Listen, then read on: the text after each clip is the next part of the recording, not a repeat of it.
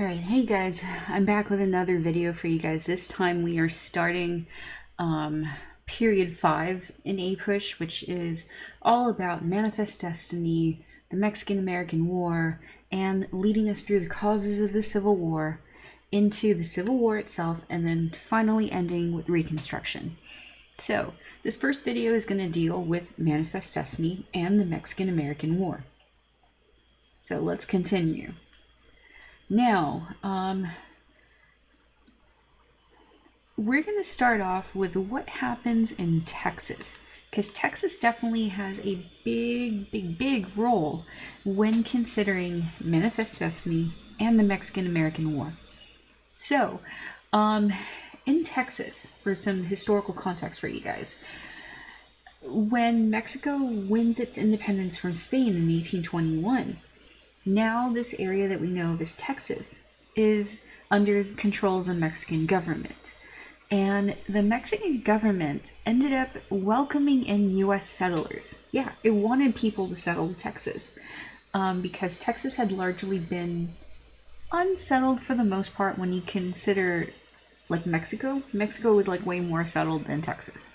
So, though there were cities thriving like San Antonio, but for the most part, like East Texas, not much.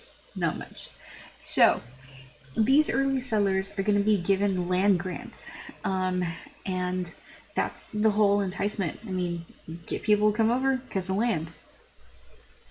So disregard this picture of Sam Houston, guys. This is not Stephen Austin. This is a daguerreotype of Sam Houston, but he is important later on when we talk about the Texas Revolution. So just keep him in mind.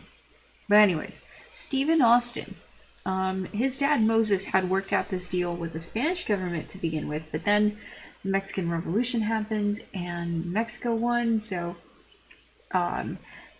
yeah, they got their independence from Spain, and the same deal ended up working out with Mexico, but Stephen Austin, Moses Austin's son, was the one who carried this out and saw it to fruition. So Stephen Austin had been gathering like Americans to settle Texas, and they're going to be known as empresarios, which basically contractors. That's what it's called. They're going to be given large land grants in East Texas, for the most part. So, it gets to the point where the original 300 that came over, yeah, they abided by the rules. You know, your 3 rules were you're supposed to become Mexican citizens, you're supposed to become Catholic, and you don't bring in slaves. Alright? It's the people that come after them that kind of start not checking in with those 3 rules. So, by the time 1823 came around, yeah, the original 300, but by the time 1836, on the eve of the Texas Revolution, 50,000 Americans had settled Texas. And this was a problem because they started outnumbering the actual Mexican full-fledged citizens here, the Tejanos. So, yeah, Mexico has an immigration problem in Texas. Because, seriously, a lot of people are, like, jumping in. They're crossing the border. They are sometimes crossing the border illegally and coming into Texas to settle and bring in their slaves and stuff. And Mexico is not having it. So, Mexico is under a new ruler at this time, which is General Antonio Lopez de Santa Anna. This guy thinks he's Napoleon of the West. I mean, he considers himself Napoleon of the West. That's like his nickname. But anyways, super into military dictator. Okay? So, he's gonna, like, undo a bunch of things that the settlers in Texas actually liked about the Mexican government. He takes away the Constitution of 1824, which was kind of modeled after the United States Constitution. Basically, placing heavy tariffs on American goods, banning American immigration in 1830. The Mexican government's like slowly starting to really anger the Texas settlers here. So, And it's not just like the Americans that settled Texas, but actually the Tejanos also are kind of upset that the Constitution of 1824 was like taken away. So together, they join up, and they're gonna start fighting. They're gonna start fighting against the government. So here's what happens. Yeah. They are going to start getting into conflicts over this. Little skirmishes here and there. And eventually, the Texas Revolution will break out. Okay? Fighting's going to break out. And they're going to, sign their own Texas Declaration of Independence. Fighting around San Antonio and at the Battle of Gonzales, where you get your famous, like, come and take it cannon, flag thing going there. And it was actually a cannon, a short little cannon, but whatever, it's legend. So, anyways, probably the most famous battle of the Texas Revolution that we know of is the Battle of the Alamo, right? So it's going to be like a matchup of these guys right here on the screen. We got General Antonio Lopez de Santa Anna leading the Mexican forces versus a co-leadership role of James Bowie and William Barrett Travis. So they're both co-commanders of the Alamo. These guys were supposed to like just jump ship and like not even be at the Alamo. They're supposed to go off to Goliad and try to reinforce that fort. But they stayed. And joining them was like a larger-than-life legend at this time, Davy Crocket. He was an American legislator from Tennessee. I mean, Andrew Jackson, Davy Crocket, those guys knew each other. And I think they actually went for the same Senate seat, if I'm not mistaken. But anyways, so Davy Crocket decides to say, you and me, I'll go to hell, I'll go to Texas, to his bros in Tennessee, and he comes on over. And where does he go? The Alamo. So, Battle of the Alamo happens. Actually, the Siege of the Alamo happens from February 23rd to March 6, 1836. So, for those 13 days, we're going to be holed up into the Alamo. And the Alamo isn't just what we see today, which is the mission, right? It's the Long Barrett. It's like basically, the surrounding area. So they're there for like 13 days, taking on like the constant like barrage of cannons and like whatnot. So Mexican troops like basically surround the area. And pretty much on that 13th day, on March 6th, 1836, this is when it's going to go down. And, the final attack ensues. There's different, like, lore and legend about this attack. Some people are like, yeah, Davy Crocket was awesome. He fought like a hero. He went down swinging. And then other accounts are like, Davy Crocket surrendered. So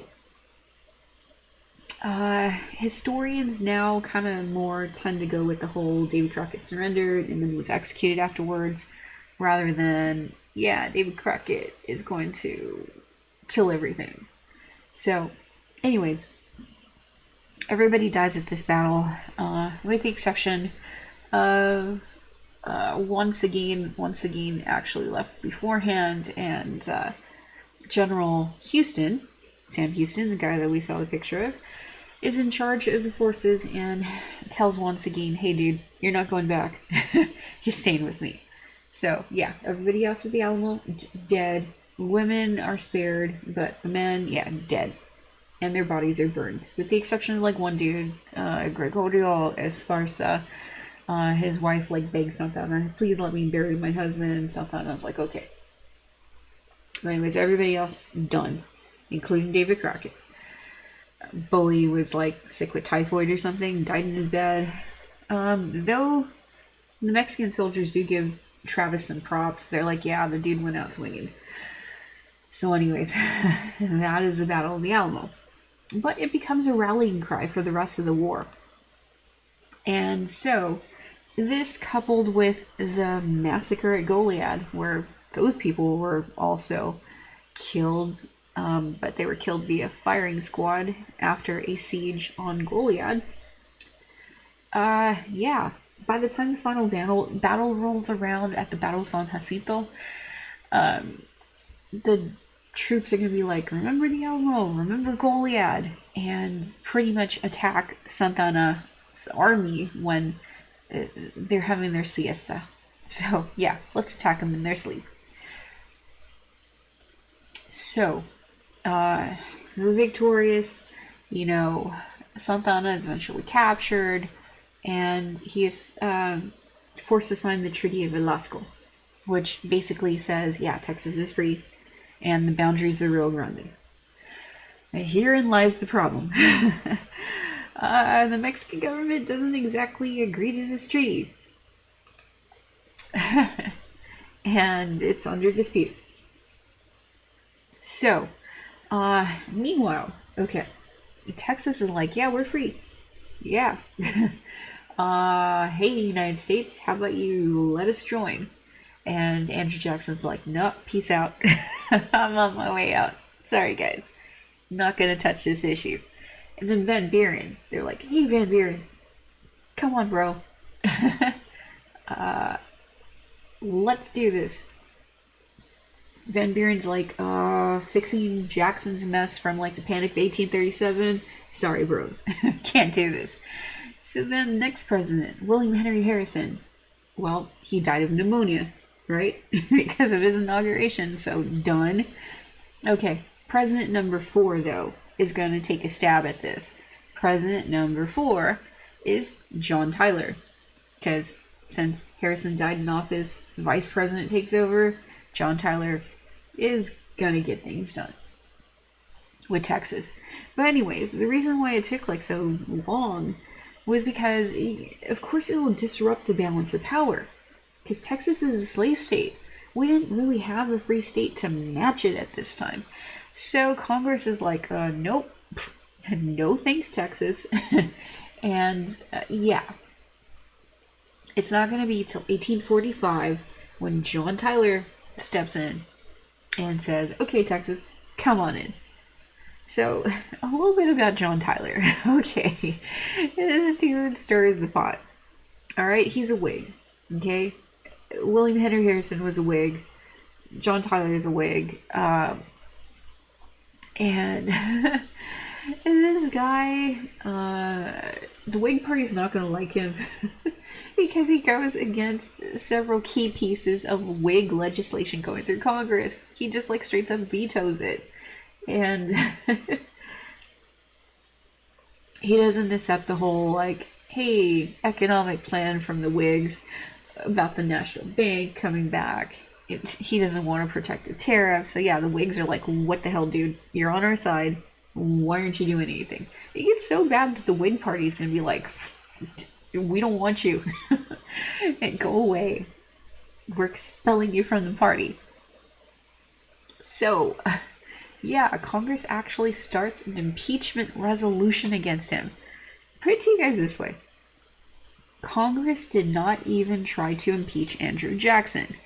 Come on, guys. We talked about it last time, how much of a chump he was, right? How much he went against the federal government, how he disregarded the Supreme Court's ruling concerning the Cherokee, Trail of Tears, took out the Bank of the United States, put the money in the pet banks, and then financial collapse. I mean, all this, okay, and Congress did not try to impeach the dude. But Congress tries to impeach this guy. So, red flags there, right? Congress does not like him. So, anyways, more about President Tyler. Now, President Tyler is gonna, of course, be at odds with Congress. Though he does get a couple things signed into legislation, the log cabin bill, which allows settlers to claim 160 acres of land before it's publicly offered for sale. So, okay, good deal there. He does sign a tariff bill that protects northern manufacturers, but not exactly the kind that the Whigs wanted. They wanted a harsher one. With foreign affairs, there's the Webster-Ashburn Treaty, which settles the Canadian boundary. And in his final year, 1845, he annexes Texas. Okay? This guy's going to be problematic later. He's going to be the only ex-president to support the Confederacy. Yeah. This dude. Okay, another piece of weird history. Remind me to show you this video in class, guys, okay? John Tyler actually has living grandsons. We're not talking great-great-great-grandsons. We're talking actual, like, grandsons. Like, this dude is their grandpa. They're still living. Yeah, we'll work out the weird math on that in class next time. But yeah, guys, remind me to show you the video. It's real. There's 2 grandsons. They're still alive. And this dude was president in the 1840s. It's weird. Anyways, let's go ahead and talk about the next president, because the Whigs are definitely not nominating this dude to run again. Our next election in 1844 is going to involve, Van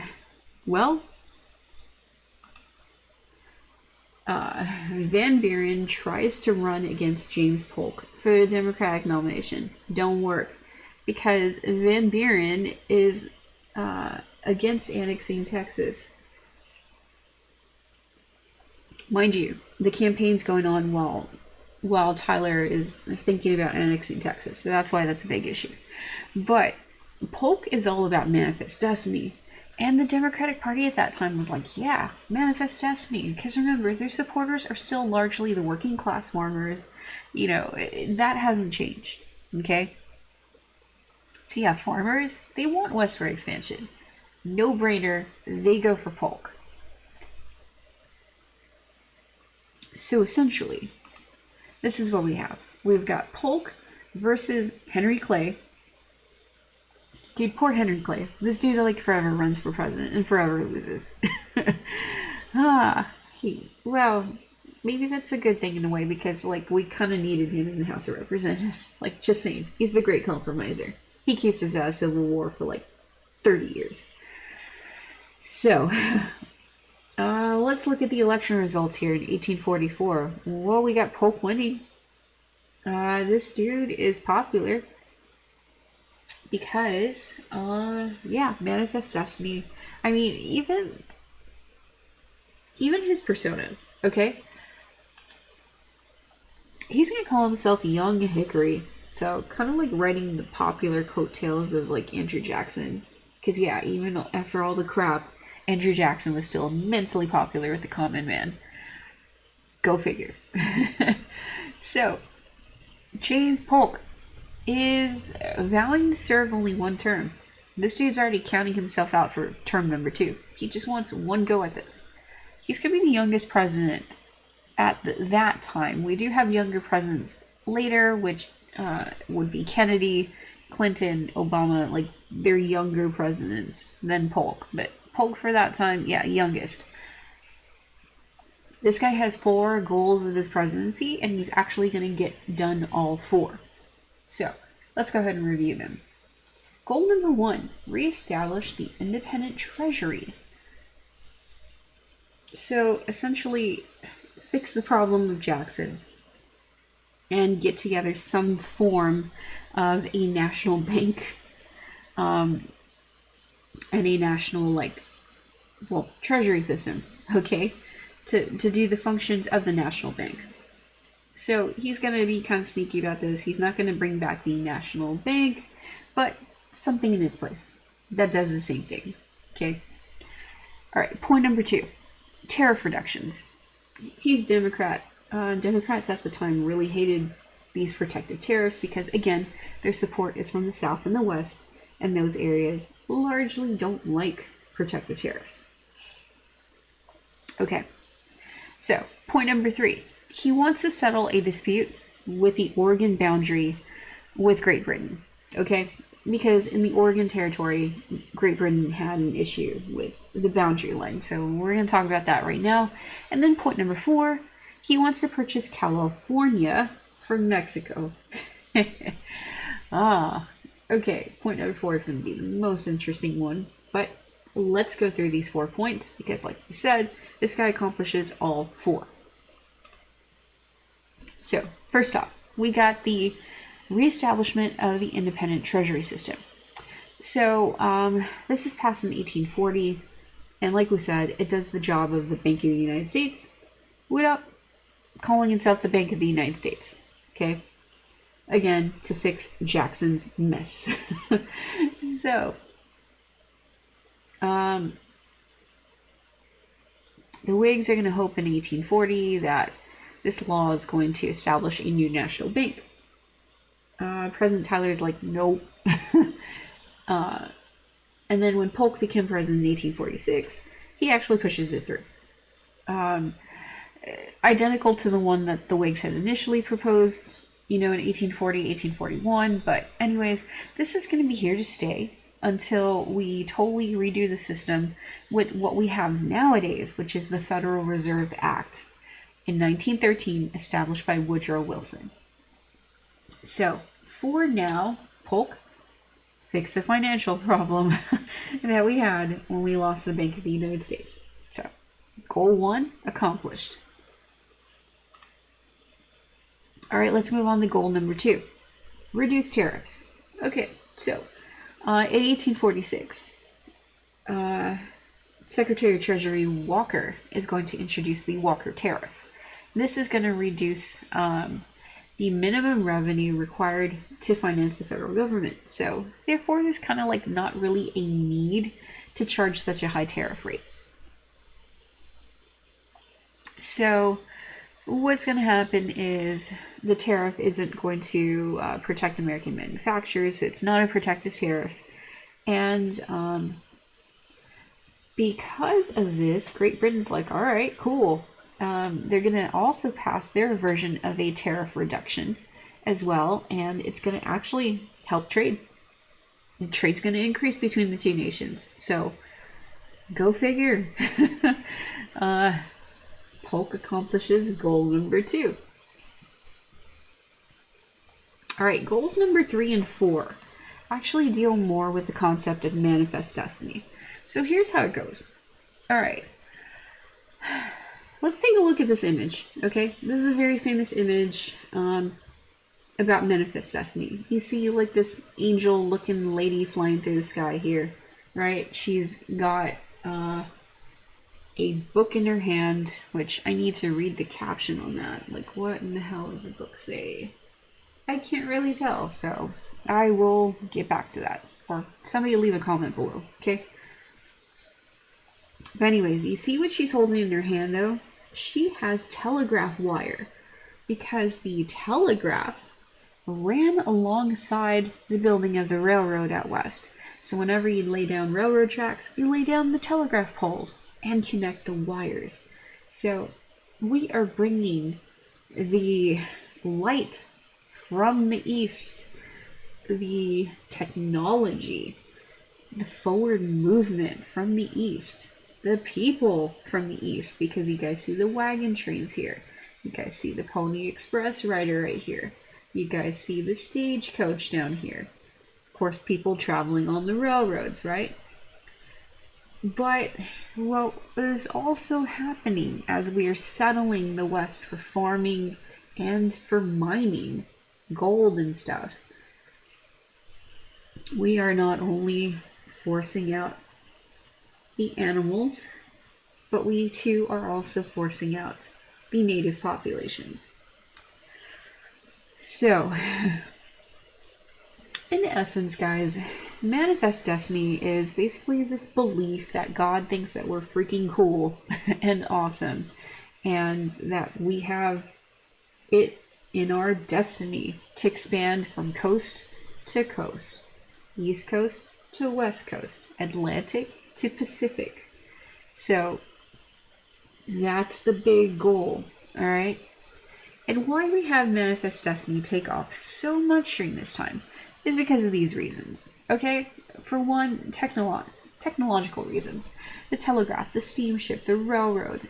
It can link remote places like Oregon, California, back to the East Coast. I mean, with that technology and that transportation.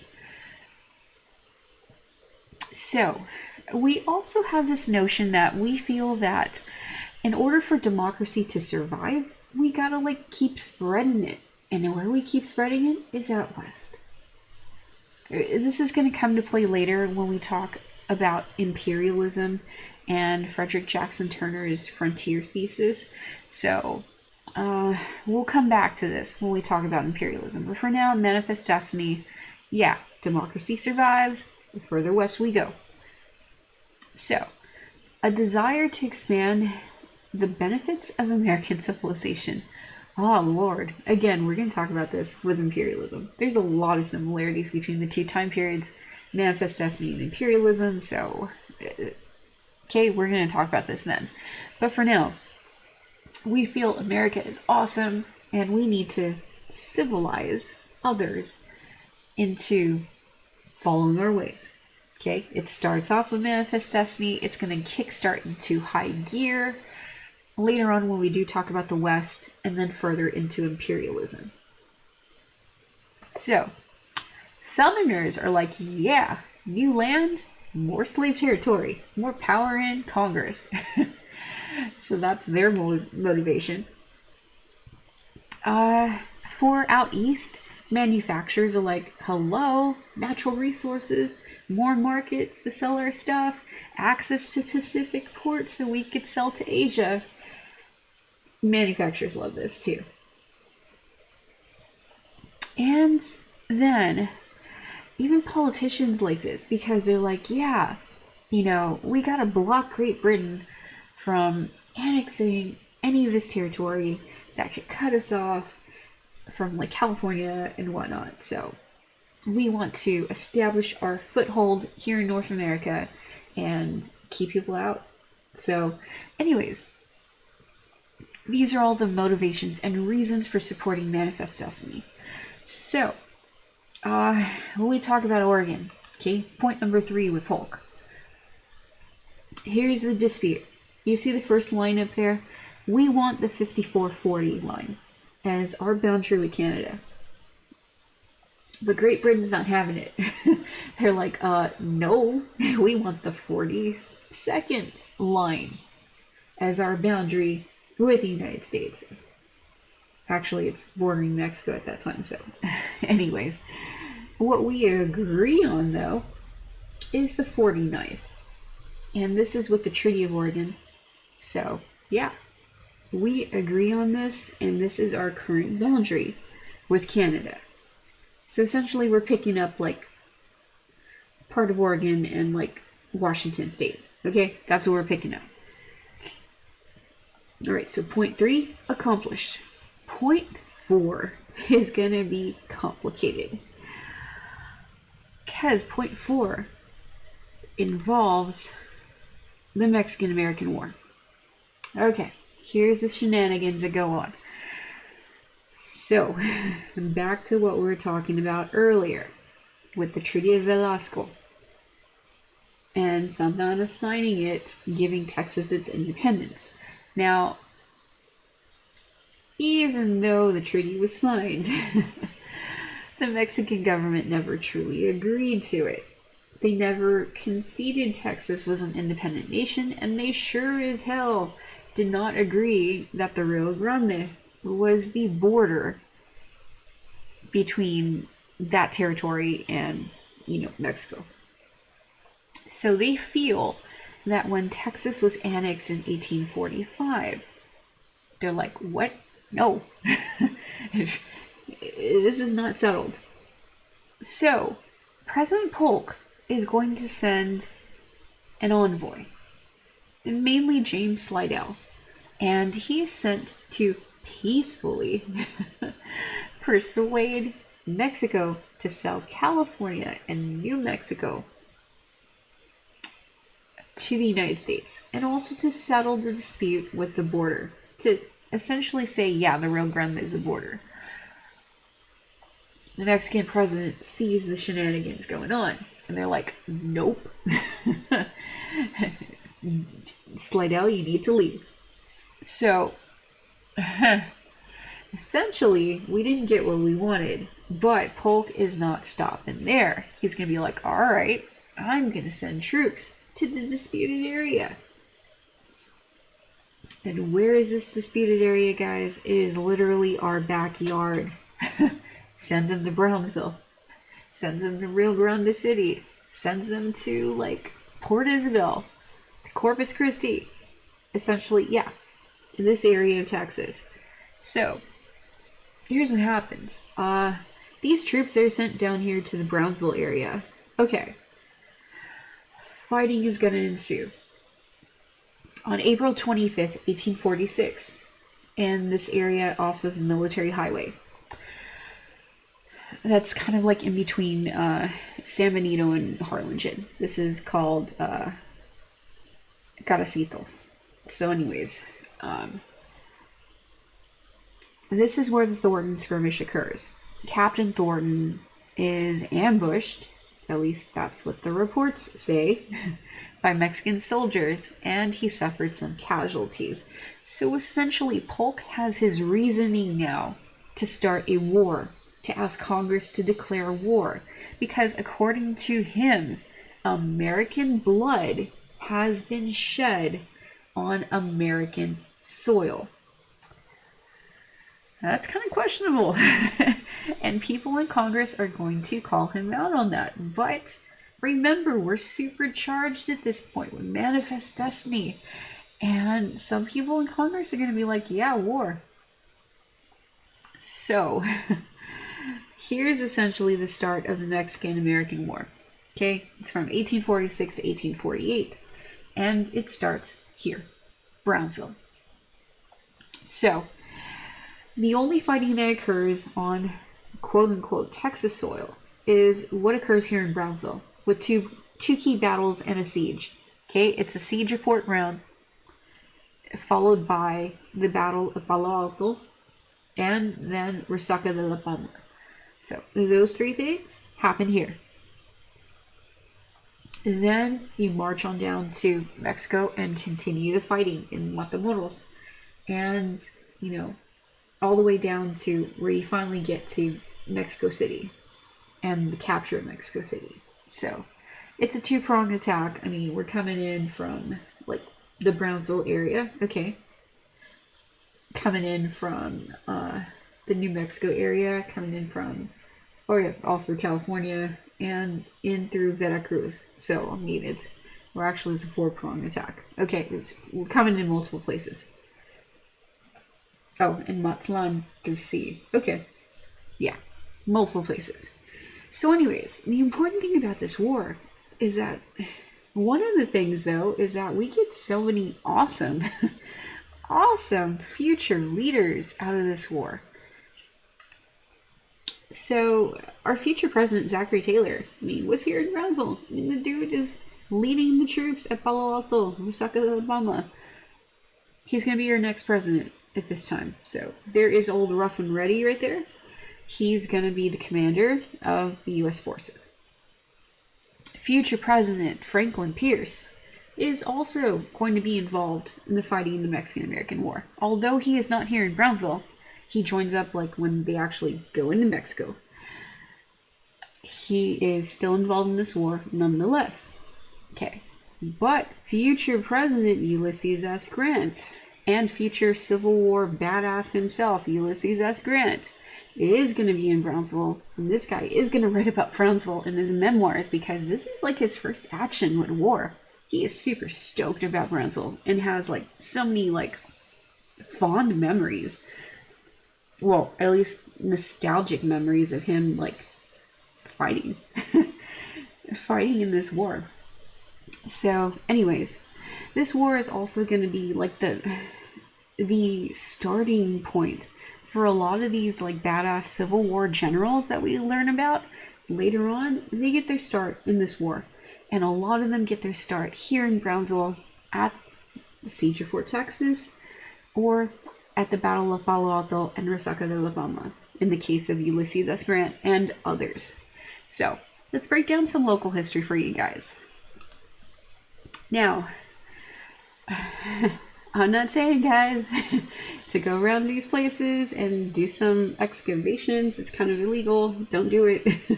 But anyways, if you live around some of these places, you may find some artifacts if you look in certain areas. But again, it's kind of illegal to dig up somebody's yard, okay? Unless it's your own, then you can dig it up. So, the Siege of Fort Texas. Alright, there is a golf course at, well, what was UTB, which is now UTRGV. You can actually still see the fort if you look in the right places. So Fort Texas was an earthwork fort. It looked like a star, but built out of like mud and stuff. That's why we call it earthwork fort. But anyways, so Brownsville gets his namesake after Major Jacob Brown, who was one of the people killed during the Siege of Fort Texas. So, after this, we get the Battle of Palo Alto. This is really the first major battle of the war. So, if you guys have been to Palo Alto, it is off of 511 and Paredes Line Road. You're going to see a random cannon there. That's where it is. So, there's a visitor center in there. Like, it's pretty nice. Normally, I'd have you guys go there for extra credit, but yeah, 2020. So, in future years, yes, extra credit. This year, sorry guys, 2020. So, anyways, we win this battle because of our superior technology and weaponry. We had more advanced technology and weaponry, and our tactics. Honestly, we had flying artillery, which basically we put cannons on horseback. So, this proves victorious. Major Ringgold was essential in that, and he ends up getting killed during this battle. But the American troops are victorious, and they're going to march down Paredes Line Road area to the Battle of Palo Alto. Which, for you guys in the Brownsville area, well, the Battle of Palo Alto is going to lead to the Battle of Resaca de la Palma. Correction, okay? So, oh yeah, a little bit more about Palo Alto though. Now, on the Mexican side, we too also have future presidents. We got Mariano Arista and Romulo de la Vega. Those two guys are going to be presidents in Mexico. So, it's kind of like a star-studded affair, honestly, of like future badasses that are in the Battle of Palo Alto. Okay. Meanwhile, alright, after the Battle of Palo Alto, the troops literally march down the Paredes Line Road area into Brownsville, and they meet up again at Resaca de la Palma. So for those of you guys from the Brownsville area, the Resaca right in front of Hanna High School and the surrounding areas around there off of Paredes Line Road, that is the area they are fighting. Alright, there's a random like empty field down Paredes Line Road. That's where they're fighting. Okay? So, yeah guys, if you live in that area, you might have stuff in your backyard. Or front yard. You just might. Again, remind me in class, guys. They show you this on Google Maps, and I could show you exactly where they are. Okay? Exactly where they fought. So, the American troops were stationed basically where the HEB's at. Mexican troops were basically camped at where the Dairy Queen is at. Just to give you guys some perspective here. So, okay, this battle ensues. It's pretty bloody, especially around the Resaca. So, I know it's around Halloween, guys. Ghost hunting? Yeah. That's a good spot. But again, don't do this without permission, okay? And by permission, we mean parents, and we mean the park rangers at Palo Alto, okay? They want some random people in their park after hours. Just don't. Don't do it unless you get permission. So anyways,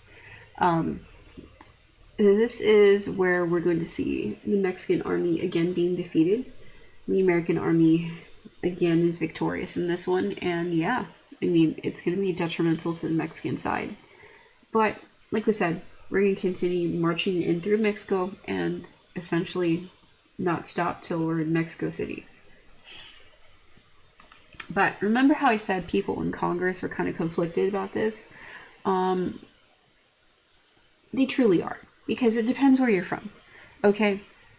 Like, Tom Corwin here from Ohio is going to be like, what, Polk? Hello, this is a war of aggression. No, we don't support this. But John C. Calhoun is going to also be divided by this. He's going to be like, it's going to lead to some problems with sectionalism, even though this is Mr. Hey, let's secede from the Union kind of guy. He's going to be like, no. Abstaining. Okay. Senator Daniel Webster from Massachusetts also going to be like, Polk, you didn't really adequately address Congress with this. This is really not constitutional. Henry David Thoreau, remember we talked about the Transcendentalists with antebellum reform. He's going to be like, this isn't an immoral war. I'm not going to pay my taxes. Throw me in jail. So again, practicing his civil disobedience. Former President John Quincy Adams is serving in Congress at this time. And he's going to be like, this is just a Southern ploy to get more slave-holding states. No. And then we've got our freshman congressman from Illinois, Abraham Lincoln. What we mean by freshman congressman is that this is his first term. And Abraham Lincoln's going to be like, hey, Polk. Where's this spot where American blood was shed on American soil? Yeah, that's his spot resolution. And that's Abraham Lincoln without a beard, guys. There you go. That's what he looks like. So, okay, a little bit more about this war. Now, we have technology working at our disposal. This is the first war that actually uses the telegraph. So we hear about things happening almost in real time when you think about it. News travels very quickly because of the telegraph wires, so people out east are like reading the newspapers, and they're pretty freaking current. So, I mean, this is going to be a war that definitely intrigues the nation because of this. Now, over in California, people there decide to take advantage of the situation. They're be like, hey, let's launch our own revolt against the Mexican government. It's adorable. Look at that flag. It's the bear flag revolt. Okay, this is June 14th, 1846. John Fremont is going to be like, yeah, California, let's declare independence. And in less than a month, they're independent. But then here comes the American armies, be like, hey guys, how about you join us? We're good now. And California will become a part of the Union in 1850. But anyways, yeah, they have joined. Up with our side. So, like we said, guys, the army is going to push all the way to where they get to Mexico City. And this is really a war that a lot of people feel we took such advantage of the Mexican government and the Mexican army with this. So again, a lot of people are going to be conflicted by this, right? So, well, this is what happens. Once we take Mexico City, Mexican government surrenders, and the Treaty of Guadalupe Hidalgo happens. So this treaty was signed on February 2nd, 1848, and Mexico officially recognizes the Rio Grande as the border. The U.S. takes what it wanted in the first place, which was California and New Mexico, away from Mexico, and they pay $15 million as kind of like a consolation prize almost. So essentially, this political cartoon kind of sums up what we did to Mexico. Mexico got plucked.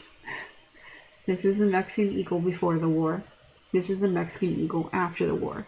And what we mean by getting plucked is that check out the territory that we took from Mexico because of this treaty. Look at that. All of this part right here in this light orange, that essentially is what Mexico lost.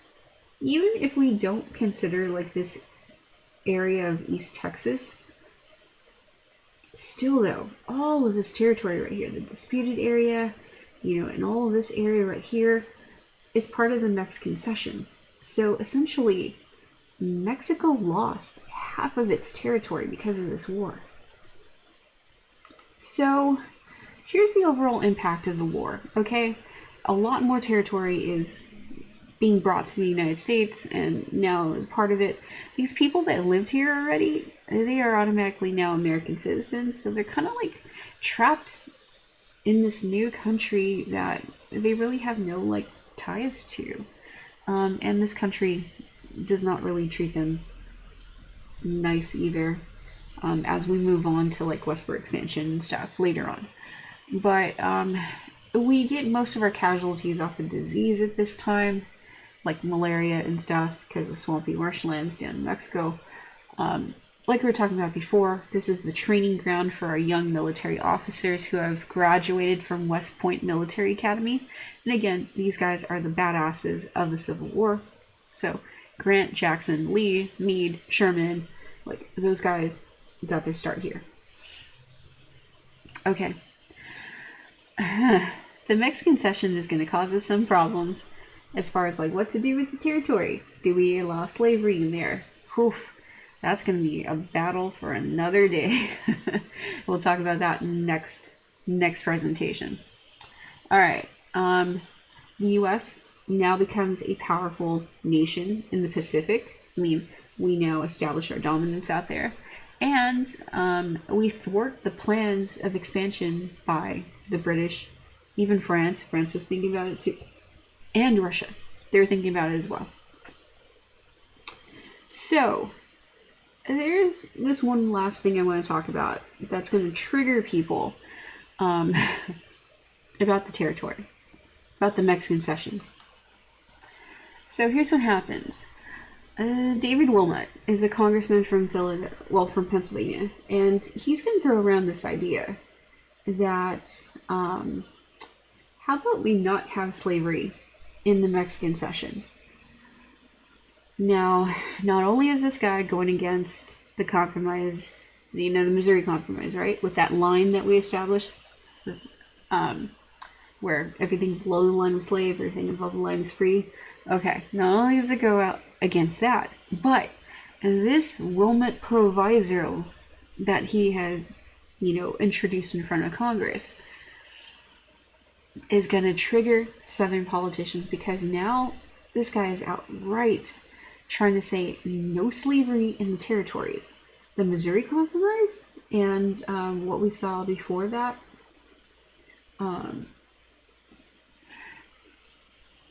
with trying to limit slavery in Missouri with name escapes me right now. I will think about it later.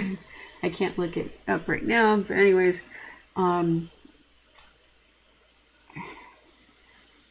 that didn't try to limit slavery outright.